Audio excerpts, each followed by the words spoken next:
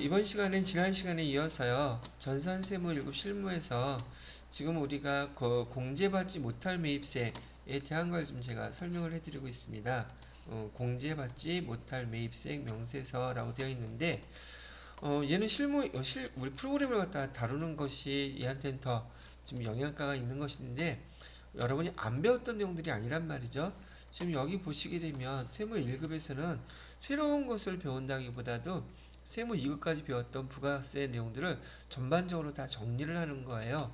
근데 지난번에 수업하다 보니까 세무 2급까지 공부했던 내용들 중에서도 자신이 좀 취약한 부분들이 있어요. 또 용어들 잘 이해해야 되는데 용어를 잘 모르는 경우도 있고 등등 해가지고서는 그 추가적인 것들 제가 정리하면서 한번 다시 설명을 해드리고 있는데, 이 공제받지 못할 매입세 명세서 요 항목에는 네 가지가 있단 말이죠. 이 네 가지가 있다 그러니까 들어본 것 같기는 한데, 우선 네 가지가 뭐가 있느냐면, 첫 번째는 공제받지 못할 매입세. 요거는 뭘 뜻하느냐? 우리가 그 매입매수천표 입력하실 때 매입세금 계산서 받아가지고 불공사인 경우 54번 불공처리했던 것들 있죠? 얘는 그걸 뜻하는 거예요. 그거를 갖다가 부가가치세 부속서류에서 작성하는 그 탭에다가 반영해서 입력하라는 뜻이고, 시험 문제는 입력하게 나와 있고, 공인회계사회 시험에서는 저기 매입매수천표에다가 입력을 하게 되면 그 명세서의 부속서류에 바로 자동으로 반영되게 되어 있거든요. 그러다 보니까 어떤 면에서는 공인인사회 시험이 좀 쉬워요. 자료를 갖다 메인 매출 전표에다 입력하고, 그다음에 부가가치세 부속서류 여기 반영시켜서 작성하고, 그다음에 그 결과가 부가가치세 신고서에 나타나게끔 하라고 그러는데, 입력만 하면 다 반영되기 때문에 그게 좀 쉬운 편이에요. 근데 세무사회 시험은요, 전표 입력이 없어요.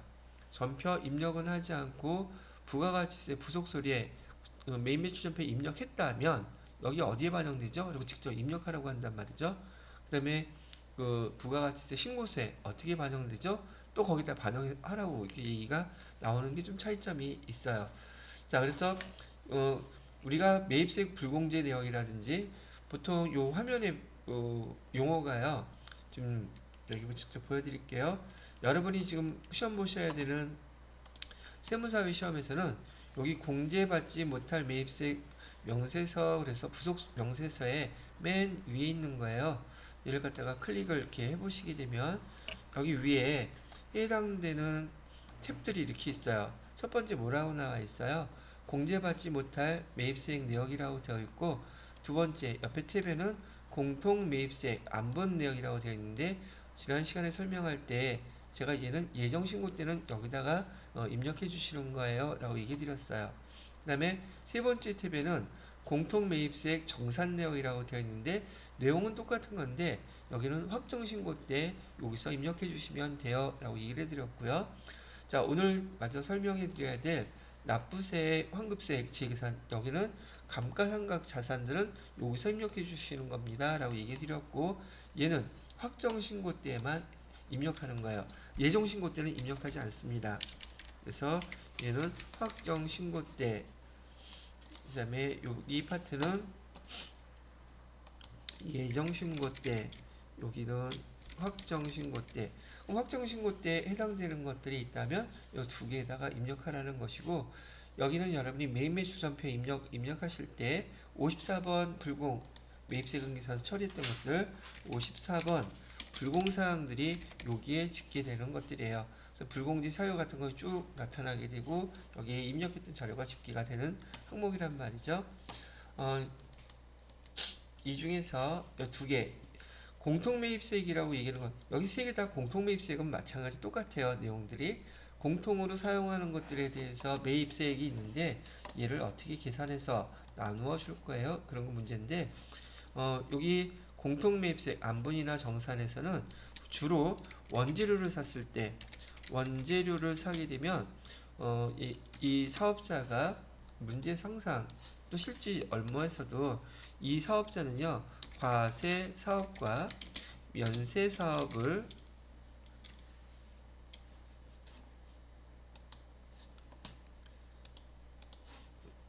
여기 사업자는 과, 또안 나와. 먹통 됐어.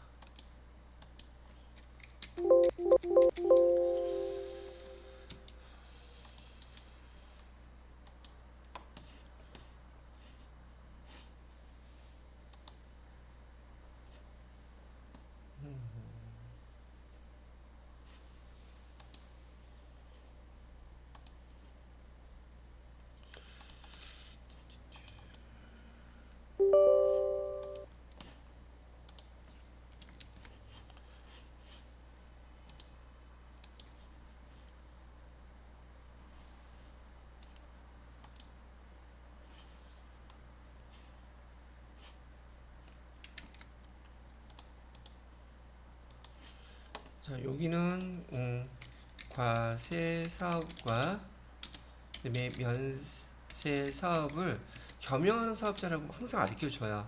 겸용 사업자일 경우에 그래서 매입세금 계산서를 받았는데 공통 과세 사업에도 사용하고 면세 사업에도 사용하고 그랬을 때 거기 매입 세액에 대해서 얘를 얼마만큼을 갖다가 공제 안 해줄 것인지 계산하는 그 부가가치세 부속서류가 바로 얘예요. 그래서 공제받지 못할 거 계산을 해야 되니까 면세사업분을 갖다가 부가세 부속서류에서 계산을 하게끔 되어 있더란 말이죠. 자, 그래서 요 내용에 대한 거는 여기 세 개가 공통이에요. 다 공제받지 못할 매입세액은 아예 공제 안 해주는 거고요. 얘네들은 공통 과세사업에 대한 건 공제해주고 면세사업에 대한 건 공제 안 해주고 그런 걸 계산하는 부속서류가 얘네들이라고 얘기한 거죠. 자, 그래서 지난 시간에 제가 설명해 드렸던 항목이 뭘 갖고 있었냐면 그래서 여기 일단 넘어가기 전에 공제받지 못할 매입세액 명세서 부속서류에는 요 네 가지가 있다고 얘기한 거는 조금 전에 지금 제가 보여드린 거 네 가지를 얘기하는 것이랍니다. 자, 그리고 그 다음 파트에 보시게 되면 여기 공통매입세에 해당되는 거는 조금 전에 얘기했던 그 뭐죠? 안분 또는 여기 정산 하는 것들에 대한 예를 갖다가 제가 이걸 들어놓은 거예요. 원재료를 샀을 때. 자, 지난번에 또 말씀은 해드렸지만 연결되는 거라서 이 파트가 또 중요한 거라서 제가 한번 제 리와이버를 한번 해볼게요. 공통매입세 이 사업자는요. 과세 사업도 하는 사업자이고 면세 사업도 좀 같이 두 개를 겸용하는 사업자예요. 그래서 이제 원재료를 사갖고 오는데 원재료를 어떻게 사갖고 왔느냐면 이번 종이로 지난번에 설명을 해드렸었는데 과세 사업에서는 무엇을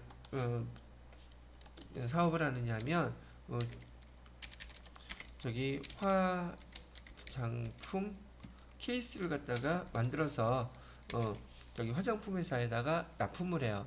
화장품 케이스는 물론 종이로 만들어진 거 말씀드리는 거고요. 그다음에 면세 사업에서는 뭘 만들어서 파느냐면 책을 만들어 팔아요. 이렇게 사업을 갖다가 과세 사업과 면세 사업을 같이 겸용하는 사업자가 지금 이러한 품목들을 만들어서 팔려고 원재료를 좀 사갖고 왔단 말이죠. 화장품 케이스하고 그다음에 책하고 공통으로 만들 수 있는 원재료는 뭐겠습니까? 물어보면 종이에요. 원재료 종이를 갖다가 사갖고 왔는데 여기 공급가액은 얼마라고 되어 있냐면 100만원이라고 되어 있고요. 그다음에 매입세액이죠. 매입세액은 얼마겠어요? 10만원에서 10만원 이렇게 지금 돼 있다는 얘기예요. 상황이. 자, 그러면 이 원재료를 사갖고 오면서 매입세금 계산서를 받았는데 얘를 갖다가 일반 매입 매출전표 입력에다가 입력하게 된다면 매입세금 계산서니까 불공사항이 아니라고 가정하게 되면 여러분들은 매입 매출전표 입력에다가 과세라고 입력하겠죠. 그 다음에 공급가에 세액 입력하겠죠. 그러면 분계는 어떻게 돼요? 밑에 분계는 원재료 100만원, 부가세 대급금 10만원, 현금으로 다 결제했다고 치면 분기가 이렇게 되지 않겠느냐는 거예요. 그죠? 자, 지금 이렇게 분기돼 갖고서는 저기 매입세금에서 받았을 때 입력을 해놨는데, 자, 여기서의 질문은 얘예요. 지금 여기 10만원. 지금 매입세액이라는 것은 전체 금액이 다 여기 화장품 케이스 만들 때 사용됐다면, 즉 여기가 과세 사업이에요. 과세 사업의 원재료가 사용이 됐다라면 매입세액 100%다 공제를 해주겠지만 여기 면세 사업에도 여기 사용이 됐잖아요. 그죠? 그럼 면세 사업에 사용된 만큼은 매입세액 공제하면 안 되잖아요. 그래서 목표가 뭐냐면 요 매입세액 10만원 과세 사업에 해당되는 건 얼마고, 즉 공제받을 수 있는 건 얼마고 공제받지 못할 건 얼마인지 이거를 계산해 달라는 얘기예요. 그래야 정확하잖아요. 그래서 이걸 계산할 때 매입세액은 지금 10만원인데 나누는 비중을 이렇게 원재료를 사다가 여기 과세사업 화장품 케이스를 만들어 팔은 금액이 있을 거 아니에요. 그죠? 즉 과세표준 과세표준이 뭐야? 판매에서 얻은 수익, 공급가액이잖아요. 그 금액이 있을 것이고 이 종이를 가지고 면세사업에서 사용해갖고 책을 만들어서 판 금액 과세표준이 있겠죠. 그걸 얼마라고 받느냐면 지금 화장품 케이스를 팔은 금액은 과세표준이 과세사업에서는 400만원어치 팔았대요. 여기다가 과세표준 400만원 써볼게요. 그 다음에 책은 얼마치 팔았대? 면세사업에서 100만원어치 팔았다잖아요. 그죠? 그러면 이 원재료 종이를 사다가 전체 판매된 금액 과세표준은 총 얼마가 돼요? 두 개 다 합치니까 500만원어치 팔았겠죠. 여기 종이 사다가 이만큼 팔았대요. 여기까지 이해가 됐어요? 자, 그러면은 지금 이 과세표준 또는 공급가액으로 여기 매입세액을 안분계산, 비례식으로 계산을 하겠다는 뜻이에요. 그래서 안분계산을 어떻게 해요? 라고 물어봤더니 계산은 우선 여기 매입세액 10만원 중에서 공제받을 수 있는 금액은 여기에 해당되는 거고 공제받지 못하는 건 여기에 해당되는 거겠죠. 그래서 공제받는 것부터 한번 계산을 해볼게요. 여기 매입 여기다 할까? 매입세액 10만원 얘를 갖다가 지금 우리가 안분계산 비례식으로 나누어서 구분하려고 하니까 전체 금액은 얼마인데 과세표준이 전체가 총 공급가액이 500만원이었었잖아요. 500만원이었었는데 여기 화장품 케이스는 여기 과세 품목에 대한 건 얼마가 팔렸대요? 400만원 팔렸대요. 이렇게 400만원 이렇게 팔렸다고 하면 10만원 곱하기 5분의 4가 되는 거죠. 그죠? 그러면 퍼센테이지로 몇 퍼센트예요? 80%가 되잖아요. 계산기 눌러보세요. 어디갔어?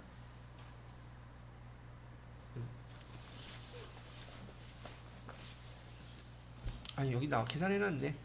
자 봐요. 매입세액에 대해서 곱하기 500분의 400 이렇게 하게 되면 지금 과세사업에 8만원이 지금 계산이 된단 말이죠. 왜냐면 80%니까.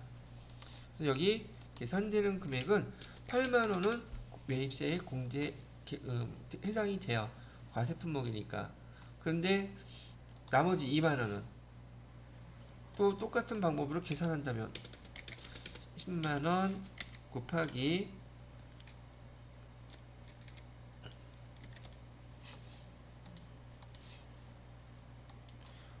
전체 금액 500만원 분의 면세사업은 얼마씩 팔았대요? 100만원 이렇게 팔았으니 여기는 20% 되겠죠. 20%면 당연히 2만원 되겠죠. 요 의미를 잘 이해하셔야 된단 말이죠. 그래서 우리가 계산해 봤더니 지금 화장품 케이스에 대해서 원재료 매입세액 10만원 중에 얼마는 공제가 가능하다? 8만원은 공제가 가능하고요. 면세 품목이 해당되는 만큼은 2만원 얘는 공제가 안 돼요. 공제 안 해줄래요. 이런 뜻이잖아요. 그죠? 그런데 우리가 처음에 이 세금계산서 10만원짜리 받았을 때 부가세 대금 다 공제받는 걸로 벌써 처리해놨잖아요. 근데 얼마는 좀 빼줘야 돼요. 2만원은 공제 안 된다 그랬었죠. 그래서 여러분이 이거 작성하시고 여기 부가가치세 신고할 때 부가세 대금 면세 부분에 해당되는 만큼은 이렇게 빼서 회계 처리를 해주셔야 된단 말이죠. 그리고 나머지 금액은 뭘로 다 처리가 돼요? 원재료로 처리가 되는 거예요. 그럼 결과론적으로 한번 생각해봐요. 얘는 아무것도 이렇게 과세사업이다 면세사업이다 구분하지 않았을 때는 매입세액 전체 다 지금 공제받는 걸로 지금 이렇게 회계 처리해놨는데 부가세 신고할 때 여기 그 공통매입세액 안분계산을 해봤더니 8만원어치는 공제를 받을 수 있다. 그 다음에 2만원은 공제 못 받는다. 계산이 됐죠. 여기 공통매입세액 안분계산할 때 계산 내역은 얘 지금 공제받지 못하는 거 얘를 계산하는 수식으로 돼 있어요. 얘를 계산했으니까 여기는 다 공제받는 걸로 해놨으니까 매입세액은 10만원을 공제받을 수 있는 게 아니라 얼마만 남겨둬야 되니까 8만원만 남겨둬야 되니까 2만원은 빼버리고 나머지는 원재료가 되는 거예요. 그래서 결과론적으로는 원재료는 총 얼마가 되는 거예요? 원재료 사갖고 온 거는 100 2만원이 이렇게 되는 것이고 부가세 공제받는 건 얼마가 돼요? 8만 원이 이렇게 된다는 케이스가 꼴이 된다는 얘기예요. 이해가 되셨죠? 그래서 이거는 여러분이 뭐죠? 공인회계사회 TAT 교재로 공부했을 때 또는 여기 전산 세무로 공부했을 때 내용이 지금 강조하는 게 다르기 때문에 두 가지를 좀 다 알려드리는 거예요. 근데 실무에서는 제가 어떤 걸 주로 쓴다 그랬어요?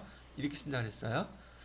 처음 매입세금계산서 원재료 거 받으면은 여기 공제 받는 걸로 51번으로 처리하고 이렇게 회계 처리해요. 왜냐하면 54번 불공 우리가 메인 매출점표 입력할 때 클릭해 보잖아요. 이 공통 매입세에 대한 불공사항이 없어요. 근데 공인회계사회 건이 있단 말이에요. 거기 불공사항이. 그래서 두 가지를 다 알려드리는 거고. 근데 어떻게 처리하는 것보다도 이 내용을 갖고 이해를 하셔야 된다는 얘기가, 자 이번에는 그러면 처음에 매입세금계산서 왔을 때요 불공 처리를 해볼게요. 불공 처리를 하게 되면 차변에 부가세 대급금 없이 전체 금액이 다 원재료가 되죠. 매입세 공제 안 해주니까. 그 다음에 현금 납부한 건 같다고 치고요. 자 근데 이렇게 부가세 신고할 때 계산해 보니까 지금 매입세 공제되는 거 얼마라고 얘기했어요? 8만원 공제된다면서요. 근데 지금 여기 공제되는 금액 써놨어요? 안 써놨어요? 전혀 없잖아. 그러면 부가세 대금 이렇게 써가지고 8만원 기록하고 원재료에서 얼마 빼주면 돼요? 8만원 빼줘야 돼. 그럼 원재료 얼마 남아요? 102만원. 부가세 대금 얼마 공제받아요? 8만원이죠. 얘하고 똑같잖아. 회계 처리를 하는 방법이 얘가 두 가지가 있단 말이에요. 그래서 공인회계사회에서는 이 불공사항 여기 교재 설명을 예로 해놨어요. 근데 여기 세무사회에서나 시험 문제는 주로 예로 나옵니다. 실무에서 예를 많이 쓰니까. 이렇게 쓴다고 해서 틀렸다는 건 아닌데 매입세금계산서 받았을 때 불공 처리해야 될 코드가 없어. 어디에는? K랩에는. 그러니까 다 뭘로 처리해야 돼? 과세로 처리해야 된단 말이죠. 근데 결과론적으로는 부속서류를 작성할 줄 알아야지 이것도 이해가 되는 것이지. 지금은 부속서류 제가 작성하면서 여기 반영되는 거 봤죠? 이렇게 해야지 되는데 지금 그건 안 보여줄 수가 없어서 이론적으로만 설명을 먼저 한번 해봐 드린 거예요. 자 그럼 요거는 이해가 되셨나요? 그럼 지난번에 했던 거 여기 난이도가 있어서 처음 보면 또 헷갈릴 것 같아서 제가 다시 한번 더 설명을 해드렸습니다. 설명 들으셨으니 이 내용하고 혹시 잘 이해가 안 되신 분은 유튜브로 다시 한번 복습 한번 해보시면 될 것 같아요. 자 그럼 요거는 지우고요. 다음 파트를 보시게 되면 자 납부세액 환급세액 재계산이라고 되어 있어요. 얘는 아까 얘기했던 여기 납부세액 환급세액 재계산 지금 이거를 나타내는 거예요. 납부세액 환급세액 재계산. 자 이거는 어떤 의미를 갖고 있느냐 하면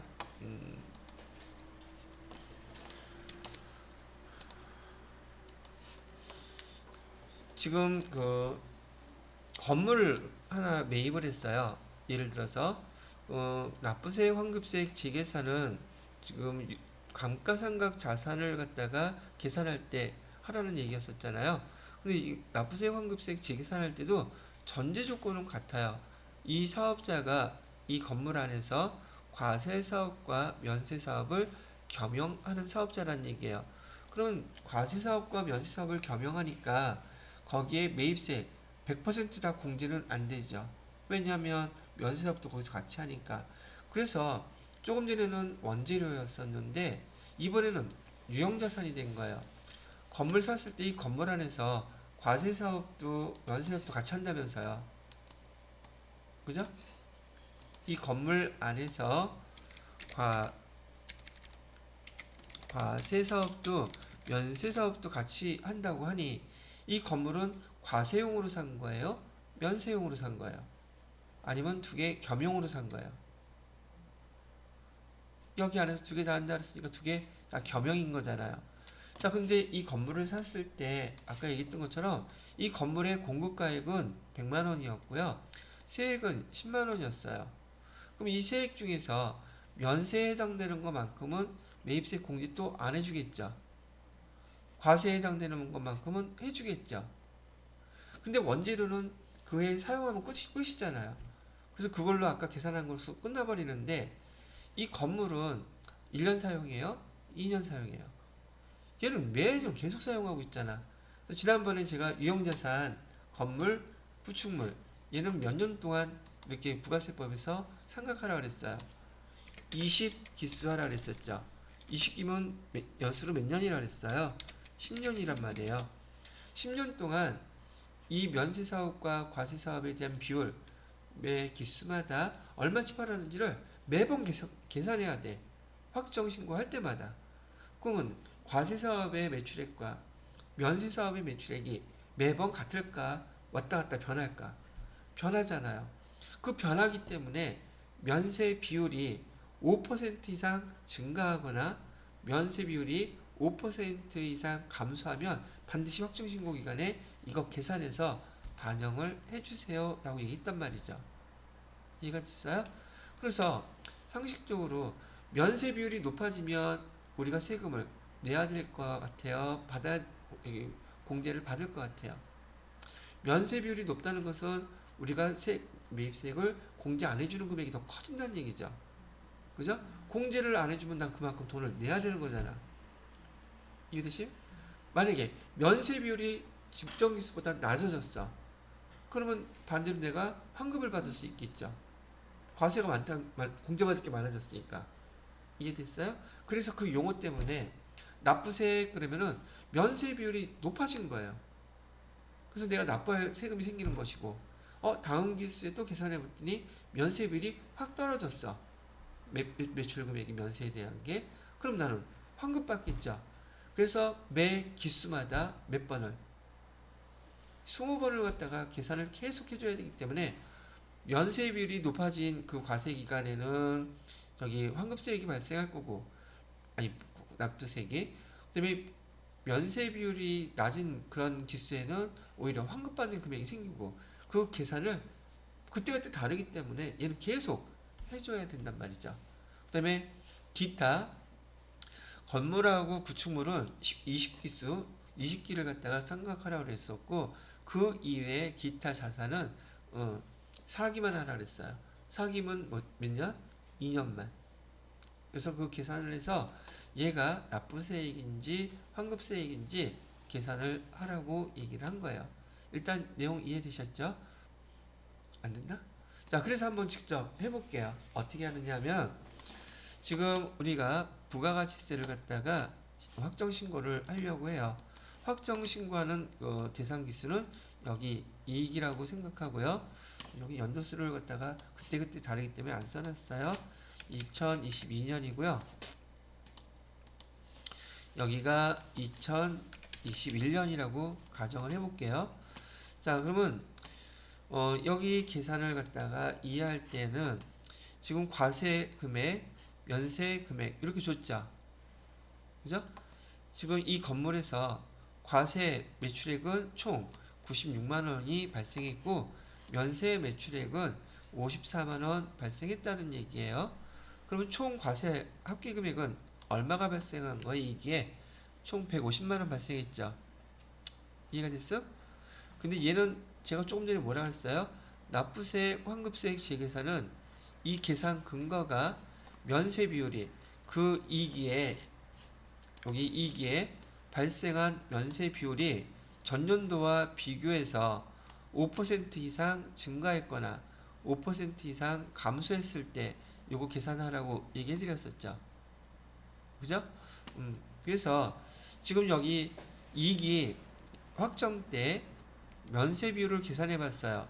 전체 150만 원인데 면세는 54만 원이라고 하면 54만 원 나누기 150 하면 36%예요.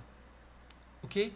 근데 직전 기수의 면세 비율은 여긴 79만 2천 원, 40만 8천 원, 120만 원이었었는데 120만 원 분의 40만 8천 원 이하하게 되면 34%예요. 그럼 여기 두 개 차이가 5% 이상 차이가 나요? 안 나요? 안 나죠? 그럼 이거는 안 해요. 오케이? 그러면 얘 전기수는 어디가 되겠어요? 여기가 돼요. 오케이? 여기는 보니까 기수가 어떻게 돼 있어요? 자, 총 과세는 70만 원, 면세는 30만 원. 그러면 총 100만 원이죠. 그죠? 100만 원이게 되면 여기 비율이 몇 퍼센트가 돼요? 30% 되죠. 그럼 여기하고 여기 차이가 몇 퍼센트 돼요? 그럼 이거 해야 되겠죠. 됐어요? 무슨 말인지? 자, 그래서 지금 이거는 제가 설명을 갖다가 좀 뒤에 걸 먼저 해버렸네요. 그래서 중요한 건 뭐냐면 지금 우리가 신고하는 기수하고 직전 기수하고 비교해서 면세 비율이 몇 퍼센트 이상 차이 나면 5% 이상 증가하거나 감소하면 이거 계산한다 라는 얘기예요. 그래서 요거 좀 쓰긴 했는데 제가 조금 요거 바꿔서 다시 설명할게요. 자, 일단 요거 두 개는 나중에 할게요. 빨간 걸 해놓고 까먹었어. 이거 갖고 설명 먼저 해야 되는데, 자, 이번 부가세 신고할 기수가 확정 신고 기간이에요. 근데 면세 비율이 여기 몇 퍼센트 나왔어요? 30%? 직전 기수 비교하라 그랬죠. 직전 기수에는 면세 비율이 몇 퍼센트였었어요? 40%였죠. 10% 감소했죠. 그죠? 10% 면세 비율이 감소하게 되면 우리가 공제를 더 많이 받을 수 있는 거죠. 그죠? 그러면 공제 받을 때 회계 처리는 어떻게 해야 되냐면 차변에 무조건 매입세액이 와야 돼. 그게 공제니까. 그죠? 차변에 뭐라고 쓴다? 부가세 대금금 쓰는 거예요. 오케이? 뭐 대변에다가는 별도 쓰는 여기 건물 쓰면 되는 거고요. 회계 처리는 한번 해볼게요.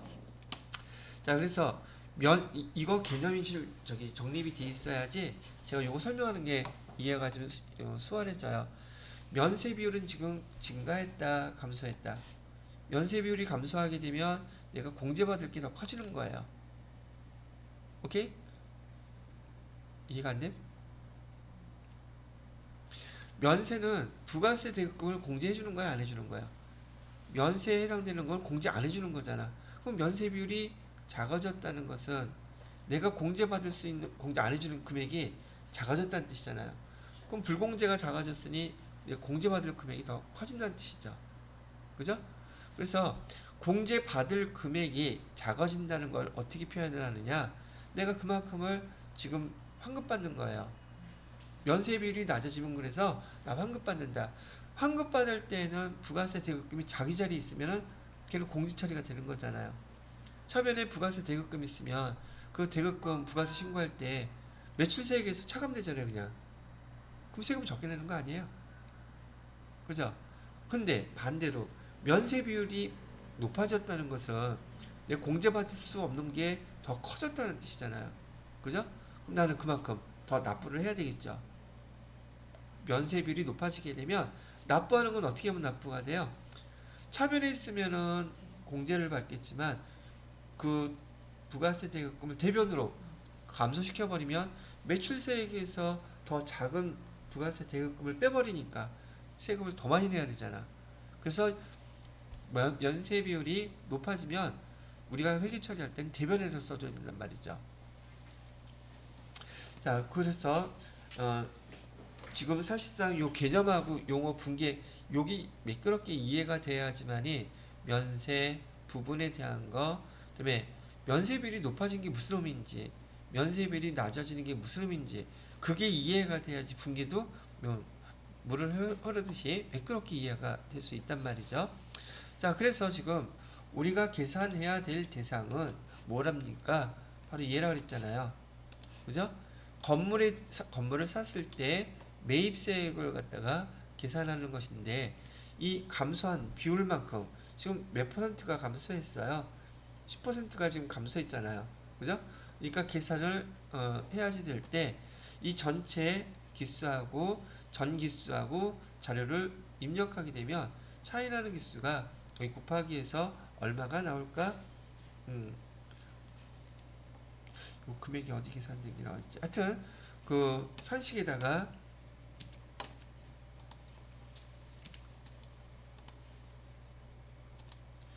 아까 여기 해당되는 재화 있잖아요. 자, 제가 여기다가 직접 한번 입력을 할 테니까 지금 제 설명 들은 걸로 이해가 되면 얘도 이해가 되셔야지 돼요. 아, 근데 참 요거 체감률이라든지 경과 과세기간 제가 지난번에 설명해 드렸었죠. 다시 한번 설명해 줘요. 요거까지 알아들어야지 바로 다이렉트로 얘기를 하죠. 자, 그 다음에 여기 보시게 되면 지난 시간에 설명해 드렸던 것 중에서 상각률이라는 게 나온단 말이죠. 왜냐하면 이 건물은 감가상각 자산이잖아요. 부가세법에서도 얘를 갖다가 감가상각 자산을 재무회계처럼 상각을 하라 그랬는데 아까 건물하고 구축물은 몇 기수 동안 하라 그랬었어요. 20기수.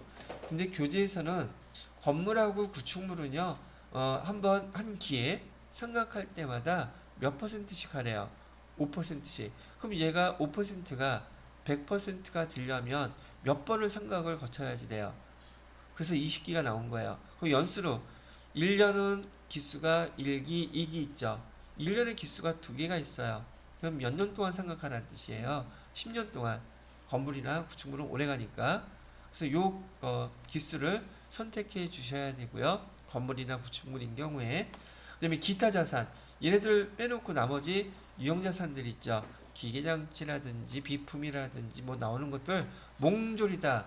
몇 퍼센트씩 상각하래 한 기수마다 25%씩 100%를 하면 몇 번 하면 되겠어요? 4번 하면 되죠? 그래서 4기 연수로 따지면 2년 동안 상각을 하라는 게 여기 부가세법에서 감가상각 자산에 대한 상각을 갖다 계산하는 방법인 거예요. 그 다음에 경과된 과세기간이라는데 경과된 과세기간은 1기당으로 길기 6개월로 계산을 한다는 얘기죠. 하나 예를 들어 볼게요. 지금 우리가 예를 갖다가 건물을 취득한 시기가 2020년 2월 10일이라고 가정을 할게요.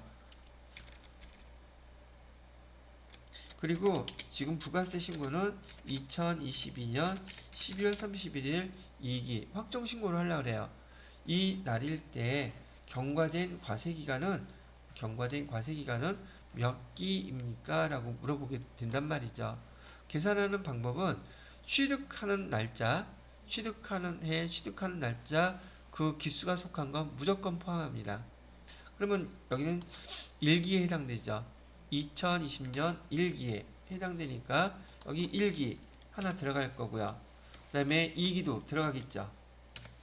그 다음에 2021년에 1기, 2021년에 2기. 그죠? 여기 1기는 세 번째가 되겠고 2021년에 여기 2기는 네 번째가 기수가 될 것이고 그 다음에 2022년에 1기도 들어가죠. 지났으니까 다섯 번째가 될 거고 그 다음에 부가세 신고하는 당해 기수는 포함시키지 않습니다. 그러면 경과된 과세기간은 총 몇 기인가요? 5기 이렇게 계산하는 거예요. 아시겠죠? 자, 그럼 요거 설명 요거까지 해드렸으니까 조금 전에 말씀드렸던 파트로 다시 한번 입력하면서 설명을 해보도록 할게요. 자, 기수는 2022년 10월부터 12월 지금 그죠? 2기 확정이라고 보고요. 지금 제가 예를 들어 드린 게 건물이었었죠. 건물 저기 해당 매입세액 얼마였었어요? 해당 매입세 아까 그 100만 원이라고 했었잖아. 100만 원에 10만 원이면 10만 원이 지금 계산 대상인 거예요. 됐죠? 네, 취득 연월일은 예를 들어서 2021년 몇 월 달로 할까? 뭐 6월 달로 합시다. 자, 그럼 2021년 6월이라면 2021년 1기 들어가고 2021년 2기 들어가고 2022년 1기 들어가고 경과된 과세기간은 몇 개예요? 여기서는 이렇게 자동으로 계산되는데 저기 그 TAT 거기서는 직접 입력해 주셔야 돼요. 이거 프로그램마다 조금씩 다르니까 이게 어떻게 여러분 다 알면 되지 뭐. 그죠? 그러면 경감률은 아까 건물 구축물은 한 기수마다 몇 퍼센트씩 해주라 그랬어요. 감가상각 5%죠. 3기 지나갔잖아. 그럼 15% 되고 경감률 이제 몇 개 남았어요? 85% 됐어요? 자, 당기거 총 공급가액 입력해달라 그랬죠. 당기거 총 공급가액은 뭘 얘기하느냐면 여기 지금 우리가 부가세 신고하려고 하는 요 제2기 있죠. 제2기 총 공급가액 얼마? 이거예요. 됐어요? 그 다음에 면세, 과세. 근데 얘는 면세만 입력하면 된단 말이죠. 볼게요. 그래서 총 공급가액 단기권은 얼마다? 100만 원이었죠. 그 다음에 면세 공급가액은 제가 얼마 잡아놨어요? 30만 원 이렇게 잡아놨죠. 그 다음에 직전기수는 총 공급가액 똑같았죠. 면세는 얼마였었어요? 40만 원이었죠. 그러니까 여기 면세 증가율이 증가한 거예요? 감소한 거예요? 40%에서 30%로 감소했죠. 그러니까 부가세 마이너스로 나왔잖아요. 그럼 얘는 우리가 지금 면세 비율이 떨어졌기 때문에 마이너스일 경우는 우리가 환급세액이 발생한 거예요. 그래서 차변에다가 부가세 대급금 쓰시고 대변에다가 건물 그 금액을 빼주는 거예요. 얘가 건물은 한 번에 없어지는 게 아니기 때문에 20번 감가상각할 동안에 계속 엎치락 뒤치락 계산만 하다가 끝나면 돼요. 실제적으로 얼마를 빼줬다 그건 없어요. 그냥 그와 감가상각 기간 동안에 10년 동안에 계속 그것만 반복하시는 거예요. 근데 아까 원재료 같은 경우는 계산해서 나왔던 그 금액 자체를 저기 공제해주고 공제 면세 부분에 대한 걸 빼버리고 끝나버렸죠. 원재료를 10년 동안 사용해요? 그럴 리가 없잖아. 대부분은 사갖고 와서 그 해에 대부분 다 소비가 된단 말이에요. 그래서 감가상각 자산은 상각을 사용하는 기간이 오래되기 때문에 그 면세 비율에 따라 계산을 하다 보니까 면세 비율이 증가할 때는 우리가 납부세액이 나올 것이고, 그죠? 그다음에 감소할 때는 환급세액이 나오더라. 그래서 재계산 계속 해주라는 얘기예요. 말 뜻의 의미가. 그래서 얘가 이렇게 계산이 되는 걸 직접 보여드린 거예요. 이해가 되셨어요? 안 돼도 없어. 계속 어쩔 수 없어. 이걸 또 보시거나 등등 하셔야 될 거고, 이건 지금 세무 1급에서 제가 새롭게 설명해 드리는 건 아니에요. 자, 그래서 용어도 여기 낯설어하거나 잘 이해를 못 하시는 분들이 있었기 때문에 제가 이걸 한번 제가 높아심에 더 설명을 해드린 거고, 여러분들은 잘 알아들으실 거라고 생각을 해요. 자, 그 다음에 면세 비율을 갖다 지금 제가 납부세, 환급세 재계산할 때 5%를 적용한다 그랬었잖아요. 제 딴에는 이걸 5%룰이라고 얘기를 해요. 근데 이 5%룰을 적용해야 될 때가 있고 적용하지 말아야 될 때가 있어요. 예외인 거예요. 어떤 경우냐면 첫 번째 신규 사업자인 경우에는 납부세, 환급세 재계산 할 수가 없어. 왜요? 식종지수가 없잖아. 비교 대상이 없기 때문에 얘는 어쩔 수 없이 첫 번째는 넘어가야지 돼요. 과세기간은. 그럼 5% 면세 비율이 5%고 나발이고 계산할 끈덕지가 없으니까 이때는 그냥 넘어간다. 두 번째, 공급가액은 50만원. 그럼 매입세액은 얼마죠? 5만원. 매입세, 시험 문제에서는 여러분이 세무 2급에서 매입세 기준으로 5만원이라고 나올 때가 있고, 공급가액으로 50만원 이렇게 나올 때가 있어요. 여러분이 보시기에 납부세, 환급세 재계산 이렇게 하긴 해야겠는데, 지금 매입한 매입세액의 금액 5만원 그러면 금액이 커 보여요? 작아 보여요? 작아 보이죠? 하지 말래. 면세 비율이 높건 변동사항 폭이 적건 많건 하지 말래. 이 5만원 계산해봤자 이거 하면 얼마나 오겠어요? 2, 3만원씩 뭐 나눠줄 거밖에 없잖아요. 그래서 면세 비율 5% 적용의 예외가 두 번째가 얘예요. 금액이 뭐하기 때문에? 작기 때문에. 그리고 여기 매입세 5만원 미만이에요. 5만원이면 해야 돼요. 미만이면은 계산해야 되고, 또 공급가액 50만원 그러면 얘도 금액이 작기 때문에 하지 말라는 의미입니다. 문제에서는 두 개 어떤 걸로 얘기해도 다 똑같은 의미니까. 근데 반대로 무조건 면세 비율 5% 따지지 말고 하래요. 이거 공급가액은 얼마? 5천만원. 매입세액은 얼마? 500만원. 즉 부가세법에서는 매입세액으로 500만원은 큰 금액이라고 보는 거예요. 그렇기 때문에 얘는 5% 룰이 아니더라도 여기 1기, 2기 면세 비율 따지지 말고 그냥 계산하래요. 이게 면세 비율 5% 적용 예외 룰이에요. 참고로 이해가 되셨나요? 오케이. 근데 이 면세 비율 5% 적용 예외가 여러분 교재에서는 어디에서 나왔었냐면 얘가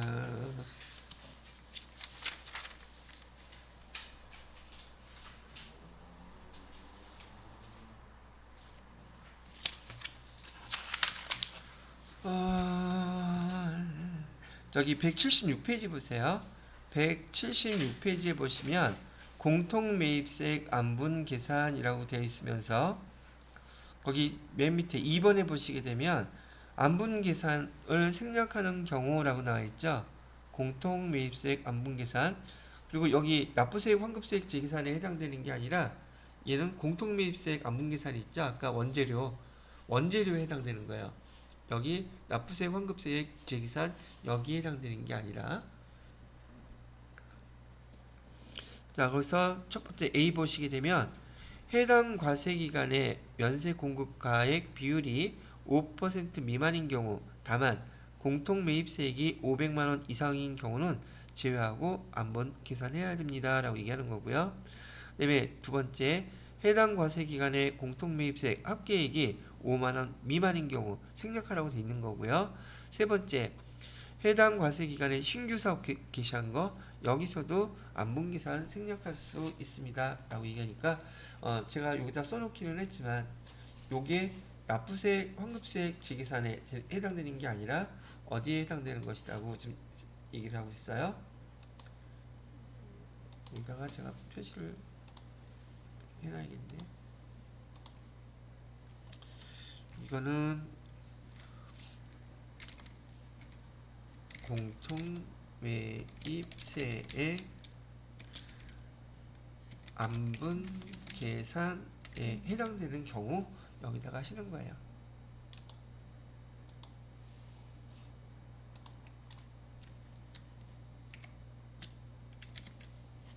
이렇게 해놔야지 헷갈리지 않으시겠죠?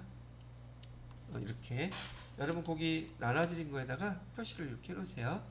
여기 납부세액, 환급세액에 이거 적용하는 거 아니에요. 어디에 적용하는 거든 아까 여기 해드렸던 거 여기 적용되는 거예요.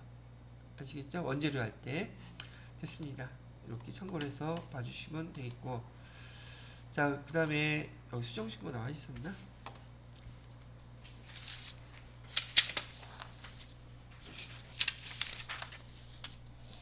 여기 수정신고는 앞에서 설명했던 거라서 별도로 해당되는 게 없는 것 같으네요. 자, 이거는 뭐였었느냐 하면 나와 있으니까 잠깐 설명해 드릴게요. 여러분 세무 2급에서 보시게 되면 수정신고 나와 있었죠. 수정신고 할 때 전산 세무 2급에서는 가산세 문제가 빠지지 않고 출제가 되거든요.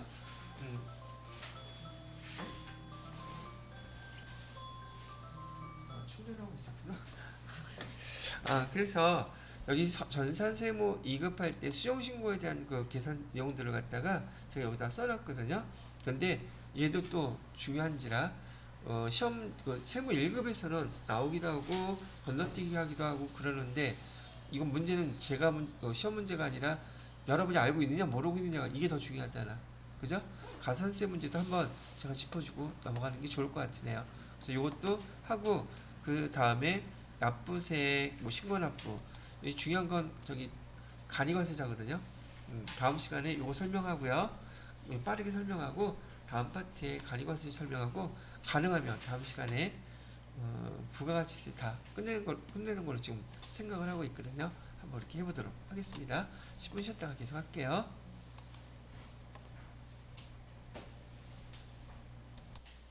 자, 여러분 지금 세무 1급 교재에는 수정신고에 대한 내용은 없어요.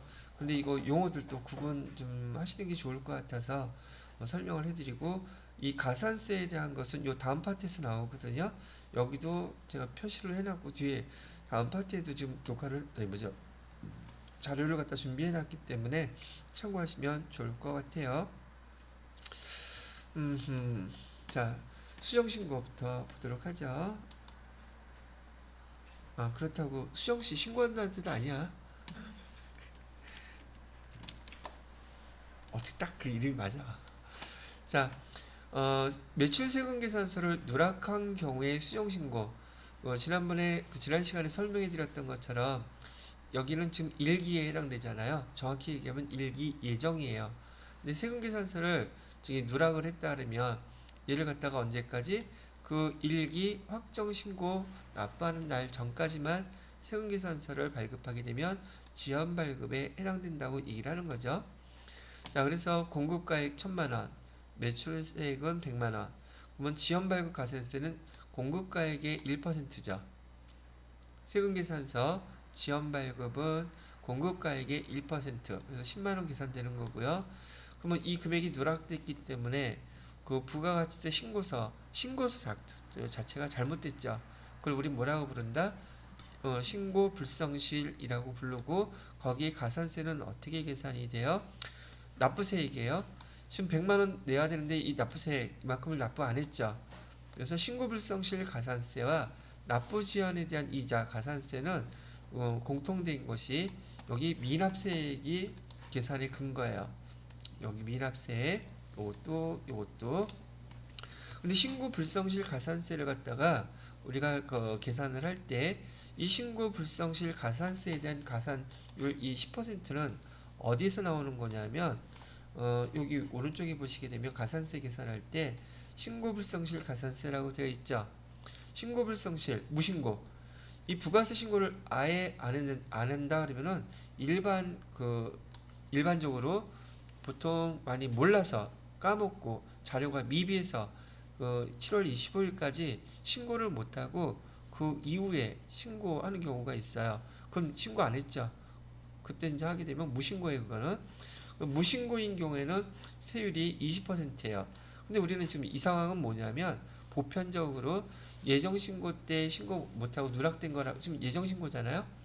예정신고 때 누락한 걸 확정신고 때 신고하게 되면은 얘는 일반적으로 과소 또는 초과 환급에 해당돼요. 일반적으로. 그래서 여기 가산세율 신고불성실 가산세율 10%를 적용하는 거예요. 그래서 여기 10%라고 써놓은 거고요. 자, 그리고 신고불성실 가산세는 이렇게 생각하시면 돼요. 세율이 네 가지 경우가 있어요. 네 가지 경우. 첫 번째, 무신고냐? 예, 무신고 아니에요. 일반, 과소, 초과 환급을 받은 신고이기 때문에 여기에 해당된단 말이죠. 근데 과소, 초과 환급이라 할지라도 부정자가 들어가면 무조건 40% 때려요. 근데 이건 우리 부정하게 하는 거 배우는 거 아니잖아요. 그래서 부정이 아니기 때문에 여기 40%는 일단 제외. 그다음에 일반, 과소, 초과 환급 신고는 그 가산세율이 신고불성실일 경우 몇 퍼센트? 10%예요. 됐죠? 그리고 시험 문제에서 가끔 이것도 나와요. 제때 신고 못하고 나중에 신고하면 무신고잖아요. 그래서 신고 불성실 가산세가 20%가 되더란 말이죠. 자, 여하튼 이렇게 됐다고 치고요. 그래서 10%. 그리고 두 번째, 잘 기억하셔야 돼요. 신고 불성실 가산세 몇 가지 경우가 있다고요? 네 가지 경우 있어요. 무신고일 때는 일반 무신고는 20%, 부정은 40%, 과소 초과 환급은 10%, 무신고면 부정이면 40% 똑같아요. 이걸 기억하라고 우리한테 대부분 해당되는 건 부정은 해당되지 않아요. 무슨 교육시키면서 부정을 갖다 가르쳐줘. 그래서 이 두 가지가 대부분 나오는데 이건 신고하지 않았을 때고. 자, 그래서 10%를 계산했고요.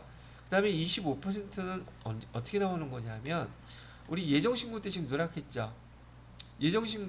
신고 납부 며칠까지 해야지 돼요?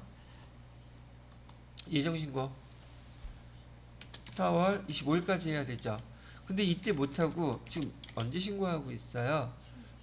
지금 7월 25일 날 하고 있죠. 그럼 3개월 지났잖아요. 그래서 여기 수정신고 할 때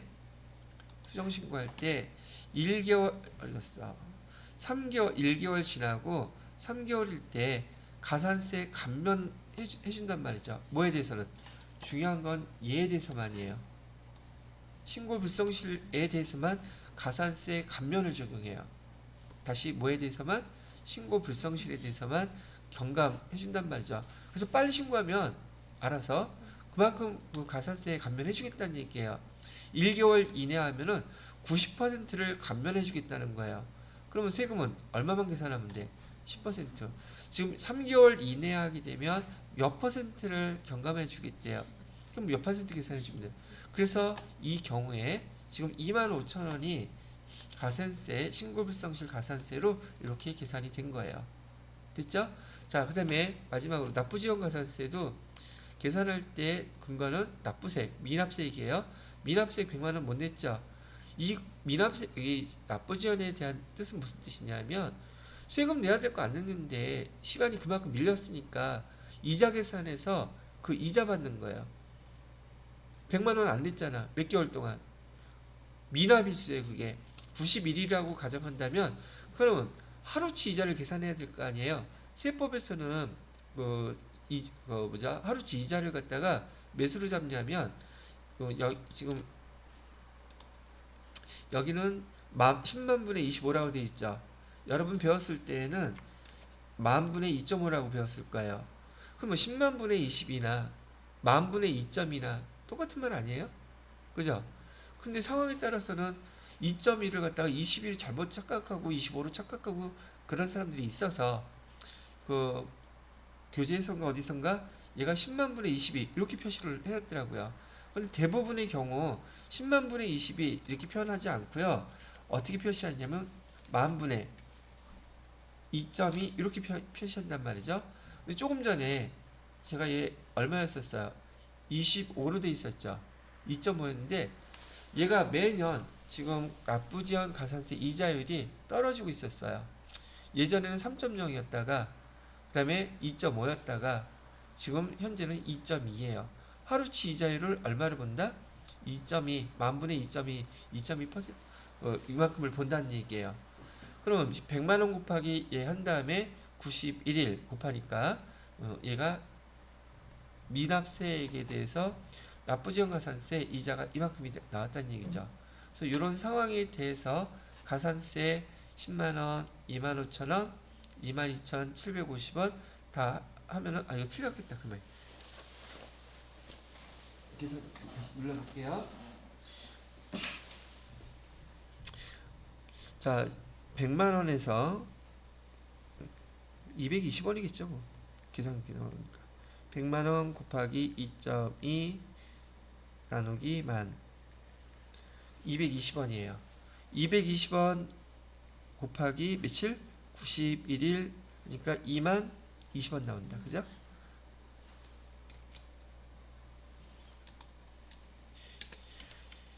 세법이 이래서 빼먹지 말고 계속 업데이트 해야지 돼요. 세법이 계속 바뀌니까.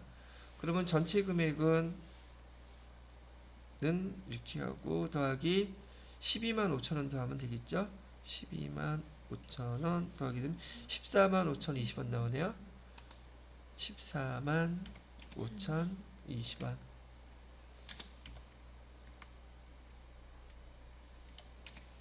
이렇게 해놓으면 딱 맞겠죠? 여러분 있는 거에다가 이렇게 수정해서 보시면 되겠어요. 자, 그러면 요거 어떻게 이제 수정 신고할 때 가산세 계산하는지 우선 뭐 내용들이야 그때그때마다 다르긴 하겠지만 여기 신고불성실, 납부지연가산세 이런 용어들 갖다 정확히 알아두고 여기 가산세율이 왜 이렇게 나왔는지 그것만 적용하는 것만 잘 알아두셔도 적용하는 건 이제 어지간히 문제 읽어보시게 되면 이해가 되시지 않을까 생각이 들어요. 자, 그렇게 해드렸고요. 자, 이번에는 뭘 가르쳐 드릴 거냐면은 이거 한번 여쭤볼게요. 우리 부가가치세 신고할 때 말이에요. 여기처럼 예정신고 때 누락하게 되면 확정신고 때 신고하면 되죠. 이해돼요? 다시 부가세 신고할 때 예정신고 때 누락하면 요거 반영해서 확정신고 때 신고하면 되잖아요. 됐어? 확정신고라고 부르면 되고요. 근데 만약에 확정신고 해야지 되는데 확정신고를 하긴 했어요. 근데 거기 누락했어. 그럴 때는 언제 신고해요? 어떻게 신고해요? 자, 그래서 여기 하나 예를 또 들어보는 거죠. 지금 우리가 일기 확정을 7월 25일까지 신고하게 되어 있죠. 근데 여기 신고는 했는데 얘가 잘못됐어. 누락된 게 있어서. 그러면 얘는 다음 예정신고 때 또 합쳐서 신고할 수 있어요? 안 되죠. 얘는 확정이기 때문에 얘는 7월 25일 지난 이후로 수정신고라는 걸 해야지 돼요. 오케이? 자, 근데 이번에는 7월 25일 날 애시당초 아예 신고를 못했어. 그리고 언제 신고했냐면 7월 30일 날 신고를 했을 때 이때도 수정신고인가요? 이때는 수정신고라고 해요. 다른 용어가 있을까?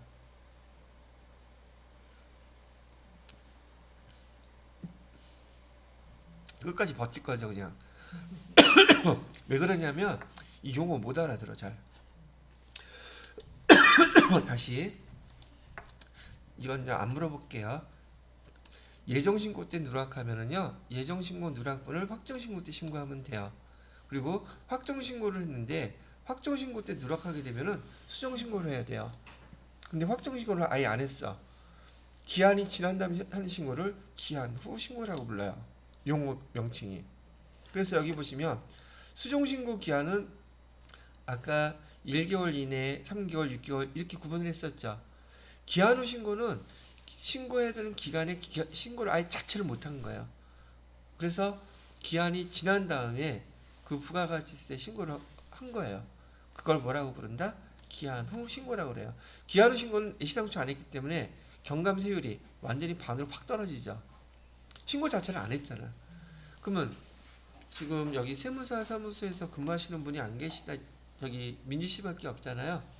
민지 씨 거기 거래처에서 뭐 부가세 신고해야 되는데 부가세 신고하려고 자료 달라 그러는데 자료를 다 못 주고 있어. 그럼 담당자가 그 신고를 할 수가 없죠. 그래서 또 전화를 해. 그래서 아니 사장님 부가세 신고 하라는 거예요, 말라는 거예요. 그랬더니 사장님 뭐라 그랬어요?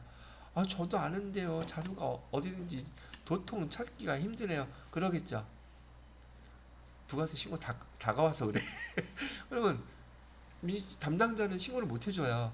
그리고 나중에 필요한 자료들 다 가져왔을 때 그거 가져와서 이거 신고해달라고 한단 말이죠. 근데 신고 납부 기간이 지났어. 그래도 해야지 돼요. 그러면 그때 뭐라고 부른다? 그 명칭은 기한 후 신고라고 부르는 거예요. 이건 예시당초 안 들어갔어. 자, 그래서 이런 경우 실제 실무에서는 어떻게 하느냐 하면 큰 숫자만 부가세 관련된 거 매출 매입할 거 없이 큰 숫자만 일단 신고합니다. 신고하고 그러면 수정신고로 여기에 혜택 그나마 받아요. 신고는 했잖아. 그리고 자료를 갖다가 바꾸는 거야. 다 맞춰가지고서. 그래서 큰 숫자만이라도 먼저 신고해 두시는 것이 세금을 절세 그나마 하는 방법이라는 거 얘기해 드리는 겁니다. 자, 그러면 여기 나와 있는 것들은 거의 다 했죠. 아, 여기 신고 불성실 가산세에 해당되는 게 또 뭐가 있느냐면 영세율 과세표준 요거 신고 불성실에 해당돼요. 왜냐면 얘네들은 납부할 게 없잖아. 근데 영세율인데 그때 그 부속서류들 제출하지 않으면 신고 불성실에 해당돼요. 그래서 공급가액의 0.5%가 가산세예요. 근데 가산세 이것만 묻느냐면 여기 가산세 0.5%라고 5%라고 했고 그다음에 여기 해당되는 것들 있잖아요. 그거 다 여기 가산세 요거 곱해줘야지 돼. 그게 여기에 해당될 수도 있고 여기에 해당될 수도 있고 언제 주냐에 따라 다르니까.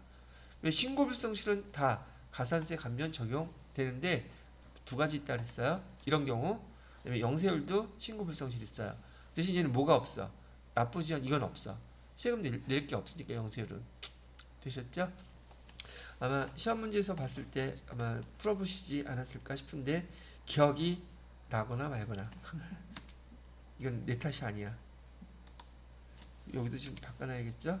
10만 분의 2.2로 제가 이렇게 바꿔놓을게요. 근데 혹시 어떤 교재에서는 뭐 10만 분의 22 이렇게 썼어도 이거 뭐야 그러지 말고 다 똑같은 말이니까 이렇게 그냥 알아두시면 되겠습니다. 자, 일단 설명한 것은 얘는 여기서 마무리 짓도록 할게요.